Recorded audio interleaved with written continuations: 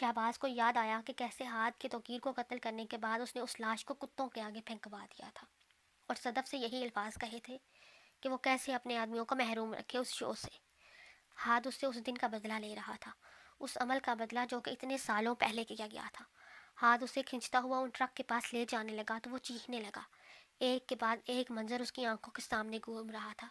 तोकीर को कत्ल करवाना, एहतशाम के माँ बाप को कत्ल करवाना, उन मासूम लड़कियों को। ना जाने कितने मासूमों की जान ली थी उसने, और कभी एक शिकन तक ना आई, और आज वो उसी तकलीफ का सोचकर चिल्ला रहा था। अपने ही बेटे से भीख मांग रहा था, लेकिन वो तो जैसे उसके लिए बहरा हो चुका था, जैसे कि कभी वो उन लोगों की भीख पे कान बंद कर लेता था। हाथ प्लीज़ मुझे मत मारो, वो उसकी तरफ देखे बिना शहबाज को ट्रक के पास ले गया। दोनों ट्रक के साथ मजबूत जंजीर बांधी गई थी, जो कि हाथ दोनों साइड में बाजुओं और टांगों को बांधने लगा। कितनी ही कोशिश की थी शहबाज ने उससे खुद को आज़ाद करवाने की, लेकिन नहीं करवा पाया। कभी उस जगह पे हुक्मरान बना बैठा वो आज कैसी दर्दनाक मौत का मज़ा चखने वाला था। वो उससे मिन्नतें करने लगा कि उस पर रहम किया जाए और ऐसी मौत नहीं दी जाए, लेकिन वो बिना किसी बात का जवाब दिए उसे उन जंजीरों से ऐसा जकड़ता रहा कि वो उसकी बाएं बाजू और टांग बाएं तरफ खड़े ट्रक से बंधी थी, और दाएं टांग और बाजू दाएं तरफ खड़े ट्रक से।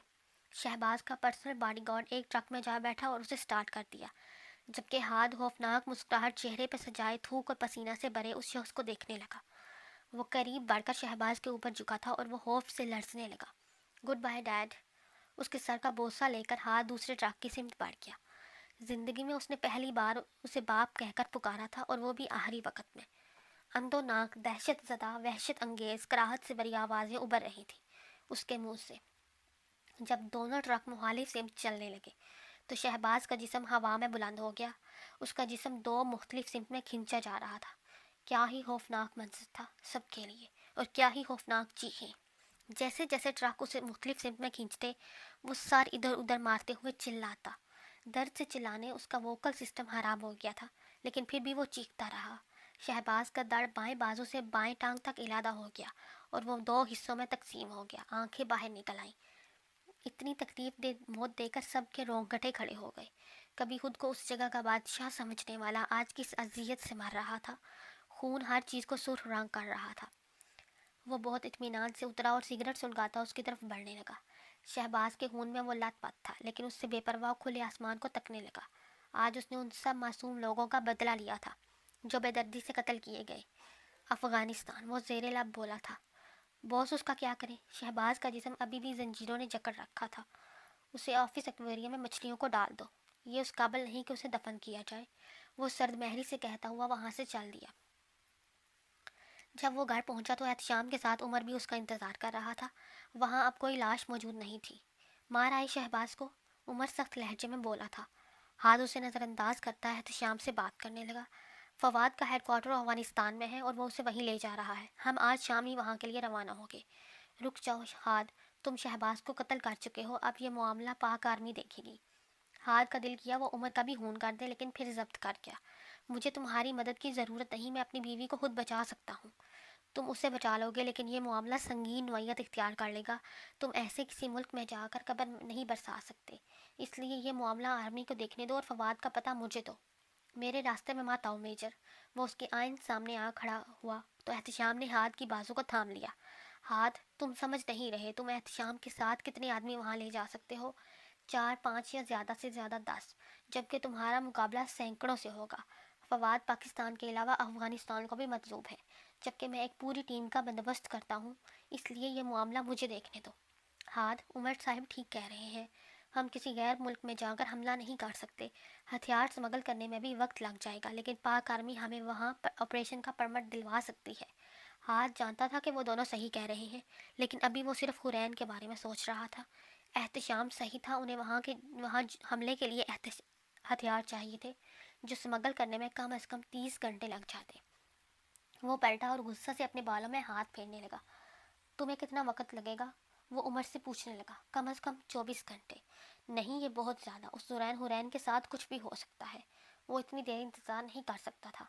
हमें तुम्हें और एहतशाम को फौज का जवान के रूप में भेजना होगा। अगर तुम उससे जल्दी चाहते हो तो मैं ये नहीं कर सकूँगा, क्योंकि उसके लिए मुझे अपने सीनियर्स को राज़ी करना होगा।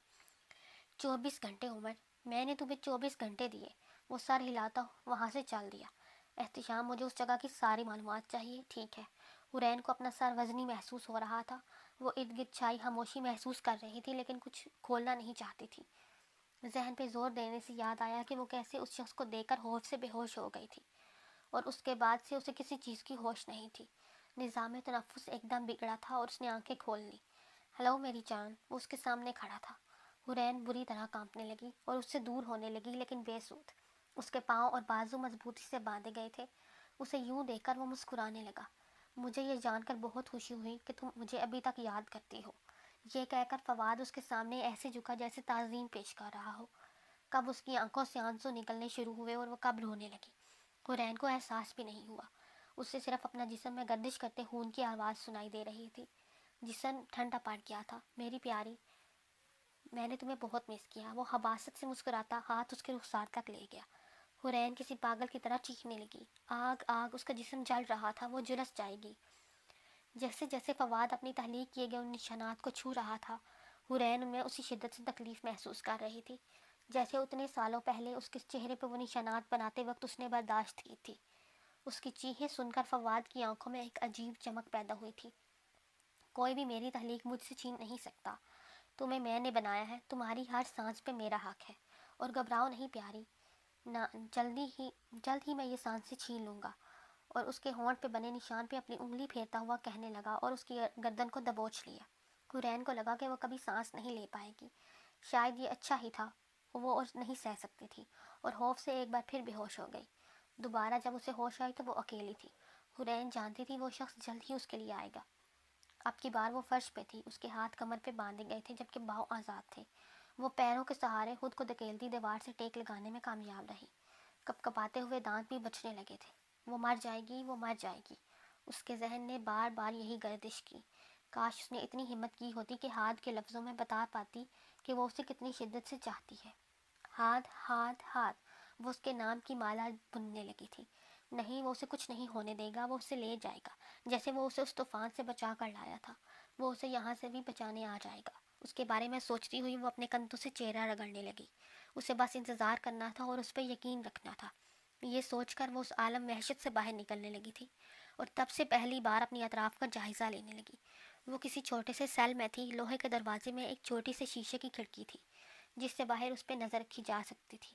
وہ خود میں مزید سمٹ کر بیٹھ گئی۔ اسے بس دعا کرنی تھی کہ ہاتھ وقت رہتے اس تک پہنچ جائے۔ محض کچھ گھنٹوں میں احتشام نے اس جگہ کی ساری معلومات ہاتھ کے حوالے کر دی تھی۔ ان دونوں کے علاوہ عمر اور زرار بھی وہاں موجود تھے۔ انہیں آپریشن کی اجازت مل گئی تھی اور اب وہ افغان حکومت سے سمجھوتا کر رہے تھے۔ اسی دوران وہ حملے کی ترکیب بنا رہا تھا۔ یہ جگہ ایک پرانے پہاڑ پر ہے۔ بظاہر تو آنے جانے کا ایک ہی راستہ ہے لیکن یہاں عین اس جگہ پر ایک پرانا سیویج سسٹم ہے۔ ہم سیویج اندر داخل ہونے کے لیے استعمال کر سکتے ہیں؟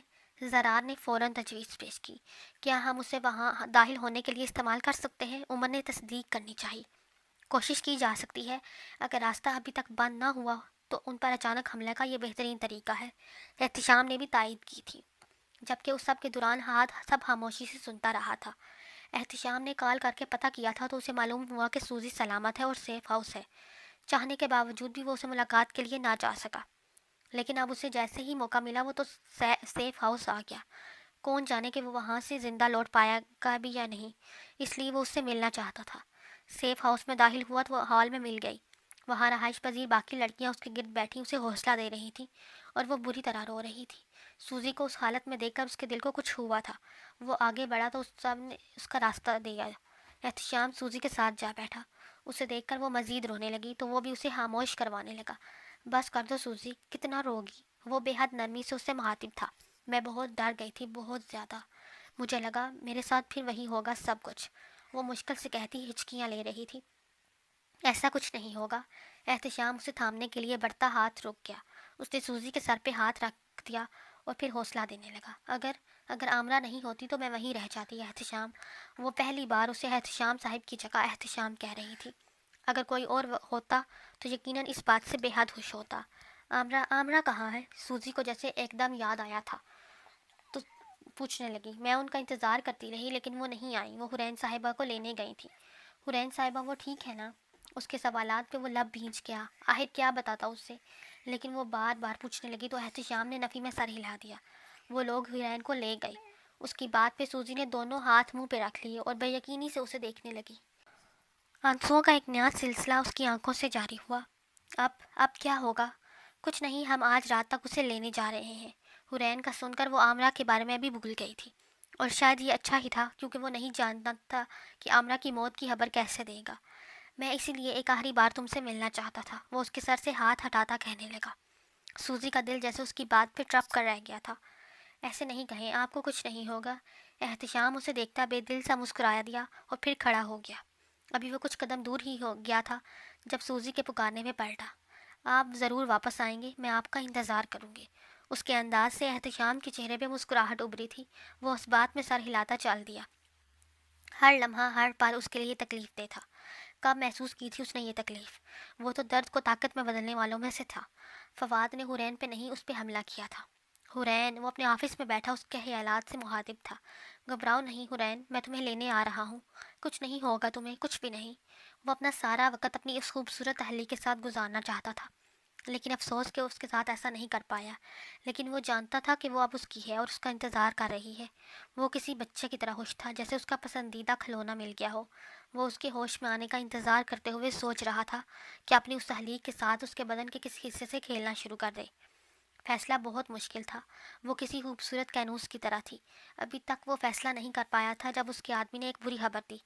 پاکستان سے آنے والے اسلحے کا ٹرک پاک افغان بارڈر پہ پکڑ لیا گیا تھا۔ وہ بہت غصہ سے حرین کے بے ہوش وجود کے پاس سے اٹھا اور وہاں سے چل دیا۔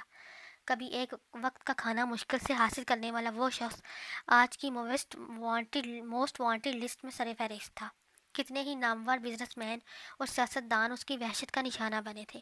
جب اس کا باپ اس کی ماں کو پیٹتا تھا تو اسے اس کی چیخ سن کر کتنا سکون آتا تھا۔ 14 سال کی عمر میں اس نے پہلی بار اپنی ماں کو پیٹا تھا، تو اس پہ انکشاف ہوا کہ اس کا باپ کیوں ایسا کرتا تھا۔ کس قدر سکون تھا ایسا کرنے میں، کسی کو اپنے ہاتھوں سے تکلیف دینے میں، یہ جاننے میں کہ وہ کتنی آسانی سے سامنے والی جان نکال سکتا ہے۔ اگلے ہی دن اس نے اپنے سوئے ہوئے باپ کو مار دیا۔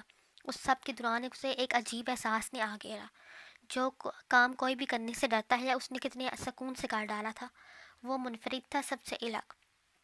جب اس کی ماں نے اسے اپنے باپ کی لاش کے پاس پایا تو وہ وہاں سے بھاگ گیا۔ اس کے بعد اس نے کبھی پلٹ کر نہیں دیکھا۔ کچھ اور لوگوں کے ساتھ مل کر اس نے راہگیروں کو لوٹنا شروع کر دیا، پھر گھروں اور دکانوں کو لوٹنا شروع کیا۔ اپنی عقل کا استعمال کرتے ہوئے ایسے لوگوں تک پہنچا جنہیں ان جیسوں کی تلاش رہتی ہے۔ کئی سال بعد اس کی ملاقات شہباز سے ہوئی۔ وہ دولت مند تھا اور لالچی بھی، اس کے لیے بہترین سیڑھی۔ اسے پیسہ بنانے کا گر تھا اور فواد کو دوسروں کو استعمال کرنے کا گر۔ نہ جانے کیوں وہ اس خوبصورت بنگلے کے باہر کھڑا تھا۔ ابھی وہ یہی سوچ رہا تھا کہ اس کے قدم اسے اندر لے جانے لگے۔ گیٹ پہ موجود گارڈ نے اسے دیکھتے ہی سلام پیش کیا اور پھر گیٹ وا کر دیا۔